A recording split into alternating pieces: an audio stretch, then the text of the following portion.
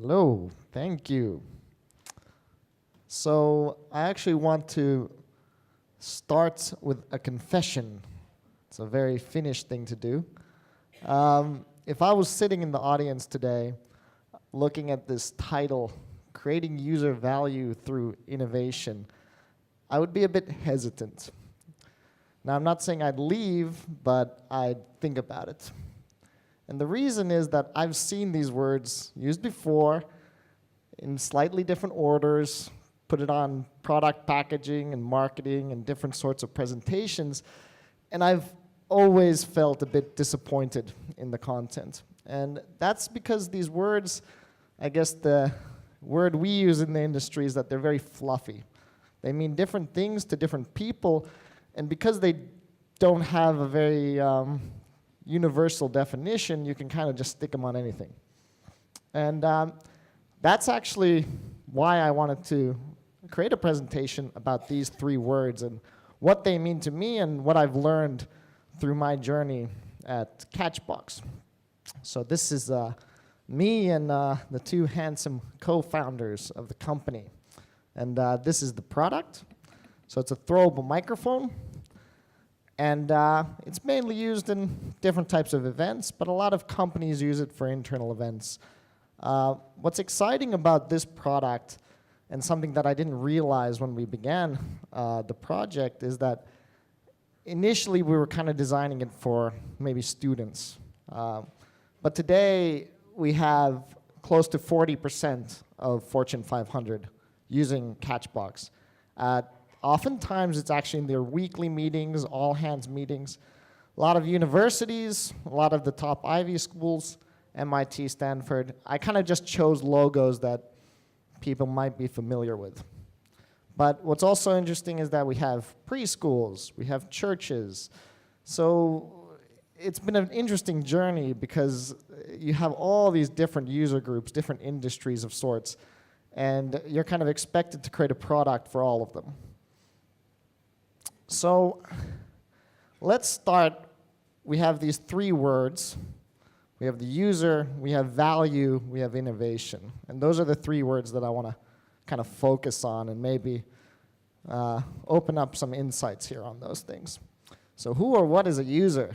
Cindy, 27, buying groceries and contemplating what does it all mean. So this is the first image I found on Google, to be honest, under the search consumer. And why I wanted to bring up this slide is that it's completely natural when we think of users to find users that are familiar to us. So I would think of myself, maybe those around me, my friends, my family. But the problem is that these people have a lot of choice. And the market is usually saturated for these kind of users. And we usually forget about, I don't know, like the 99% of everybody else. Companies are users, organizations, governments are users. This dog is technically a user. I just wanted to put a dog slide into this, to be honest. This homeless person is a user. Now, Cindy might have, 20 different bottled water, choices, and some people don't have access to water. So this is kind of the point I'm trying to make, is that again, this is a very obvious thing. I'm not suggesting that people don't realize that these are users necessarily, but we often forget. And I see a lot of startups, I see a lot of pitches that focus on, the Western world, 1% of the population. What's also interesting about the user, and something that I've realized through Catchbox, is that the same product could have multiple different users. And while there's usually maybe an end user or a primary user of the product, there's a host of other users that might actually use the product and might also be very influential in determining, is this going to be a successful innovation or product? The example I'm actually showcasing here, it's a bit cryptic, but I remember this case where this company was renting supercars, okay? So this is a Ferrari. Most people can afford it, so they were renting it. And of course, the user is maybe like a middle-aged white guy, to be honest. But who's the customer? So they were trying to sell it to this rich white guy, but they found out that actually the customer in this case was the wife, buying it as a birthday present for their husband. So that's just a simple example where the end user isn't the customer. For Catchbox, you're the audience members. I guess you would be the end user or of the product, but you're not going to buy the product. And then there's the audio engineer who has to set up the product. And then you have the presenter, the conference organizer, maybe the company that's sponsoring the event. And all of these different users, or people essentially who interact with the product, can pretty much stop it. If the sponsor says no, then it's not going to be used. If the audio engineer says no, then it's not going to be used, etc. So now we've kind of understood about the user, and really the main message is that we shouldn't limit ourselves to just the typical understanding of what a user is in the Western world, and that oftentimes you have to take into account a whole plethora of users in your product lifecycle. Now, let's talk a little bit about value, because that's kind of the second of these three words. So, you get to choose a car. There's a Toyota, and there's the same picture of a Ferrari. Now, I want to see a raise your hands if you want the Toyota. All right, good. How many people want the Ferrari? All right. Some people don't want a car. That's good. Now, the people who want the Ferrari, how many are you going to go today and buy a Ferrari? How many can afford a Ferrari? Okay, none of us. Maybe you could actually afford a Ferrari. All of us could probably afford it if we took out a loan, made some shady business. But the point I'm trying to say is that, yes, we all value aesthetics. We all value fast. We all value many of the things in these cars, but we also value money. And we value it more than what this product has to offer. And that's why you're not going to go buy it today. Now, oftentimes, what I've noticed is that people think, or let's say designers think, that people value different things. And that's true, but technically, everybody values the same things, just in different order of hierarchy. And what I mean by that is, there's nobody in the world who doesn't value the environment, for example. You might think that some oil company doesn't care. They care, but they might care about other things more. And it's very important to understand what is this hierarchy of needs. Because oftentimes the message I hear from product innovators and designers is that we don't make any compromises when we design our products, for example. That we are making the best product, the best customer service, the best materials. But there's always a compromise. And the compromise often is higher cost, for example. It's a very typical compromise. So in this case, there's a compromise. We all understand that, yes, you get all these nice things. They cost a lot of money. And a lot of people don't want to make that compromise. What's also interesting about value and kind of how it relates to the Catchbox story is that one thing to keep in mind is that values over time can change.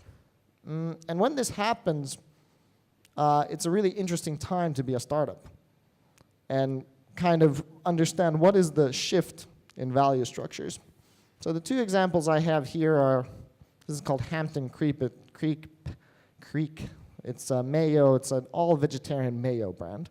It's pretty big in America, and then they have Airbnb. And I chose these two because I felt that these businesses wouldn't have worked 10, 20 years ago, even if the technology existed. And because people value different things before. Vegetarianism wasn't as valued 20 years ago. I'm not saying it didn't exist, but today there's a bigger emphasis on it. And that's because the value hierarchy has changed subtly. People care more about the planet, people care more about their health potentially, Airbnb, people when they traveled before, I think they were more focused on business travel or visiting family. So nowadays people want to experience cities. What better way than to have, kind of like a local friend in the city? With Catchbox, when we first started making this product, we realized that a lot of events were designed for just information blasting. A lot of lectures and things like that were designed, that was the kind of the value proposition, if you will. And over time, the internet came along, and suddenly that value proposition was just much better served by the internet. So then we came up with this product to kind of fill this need where events were trying to reposition themselves as more about an experience, something with more participation. So kind of, and this is more like a slide for entrepreneurs and startups. It's, where do you want to see yourself on this curve? Do you want to be naturally you might want to be in A, that's the ideal situation, but most likely you're going to be between B and C, and in that case, I would always go for B. Go for these super users who, you create a lot of value. Unfortunately, there are companies that are in D, so just don't be on that side of the equation. So lastly, what is innovation? Who would win, an OK Burger or a Starship? So the question I want to ask here is, really, what is innovation? Because that's, again, one of these terms that's being used a lot. So who thinks the Starship Enterprise is an innovation? Raise your hands. All right, some hands went up. Who thinks that Big Mac, McDonald's Big Mac, is an innovation? All right, so it's kind of like 50-50 in both cases. I don't think that the Starship Enterprise is an innovation, because Starship Enterprise doesn't exist. It's just an idea. This is just a rendering. And this is an important thing to realize, because in order for something to be an innovation, it actually has to create value. It's not enough that it's some idea. And it's very important because too often times people get bogged down on, oh, this idea was already invented. Well, if it's not created, it's not really there yet. For Big Mac, I think that it is an innovation. And the reason is that while technically it doesn't look like one, it's a very kind of commodity product, there's innovations, there's something there. When you sell 1 billion of something a year, certainly there has to be something innovative there. And what they've innovated on is not necessarily what the product looks like, but just the supply chain of the whole thing. I mean, McDonald's spends like 2 years developing every burger. And it comes to like everything from how thick is like the patty to, how much lettuce. And it's all about, providing the most consistent experience for the lowest price. And that is an innovation. And the whole point there is that don't limit yourself to just thinking about the product. Because that's often what people like to see, and it's something that they can feel. But the biggest innovations are things that happen in the supply chain. The 2 examples I have here is a solar panel manufacturer, a factory. China is probably the biggest innovation driver in solar panels. And it's not because all the research facilities are there, it's because all the production is there. When we make Catchboxes, we have our own factory, because we believe that a lot of the innovation happens when you're actually building your own product and you come up with ideas, oh, we could make this better, a bit cheaper, a bit more better lasting. This is, it's called Dollar Shave Club. It was a big news in the States when they sold the company. And this is more like, I guess, a pricing innovation, if you will. They said, look, let's cut out all the middlemen, let's cut out all the resellers, and just price these razors very cheap. So the point here that I'm trying to make with what is innovation is that we often limit ourselves to just thinking about the end product. Yes, Big Mac is an OK burger. Oh no, but it's a consistent OK burger in like 200 countries. And there's a lot of areas that we're just not looking at that we could be spending more time in.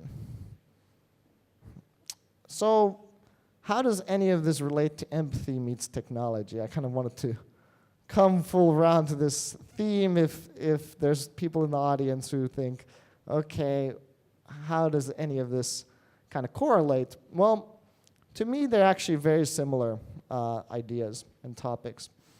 If you don't know who the user is, okay, you can't really understand what they value. I mean, the user and their value hierarchy, they're actually very interrelated. And then, if you don't understand what the user values, there is no empathy, right? I mean, a large part of what empathy really is understanding what is the person value the most. I mean, we talked before about employee to employer kind of empathy. And oftentimes it's understanding that an employee might value free time or flexibility, for example, more than a pay raise. And lastly, if you do not have innovation, all you're left with is pity. And I guess to kind of wrap this up, I feel that if I'm looking around and I'm looking at a lot of the startups that are coming out, I'm a bit disappointed, to be honest, because a lot of them are focusing simply on too many Western users, and I think that there's a big opportunity with more pressing matters. And of course, lastly, we really don't want a situation where all we have is this great pity for people without the kind of the value creation through innovation. But thank you. I guess we're going to have this panel, so we won't have any questions, but you can of course ask the panel questions. Thank you.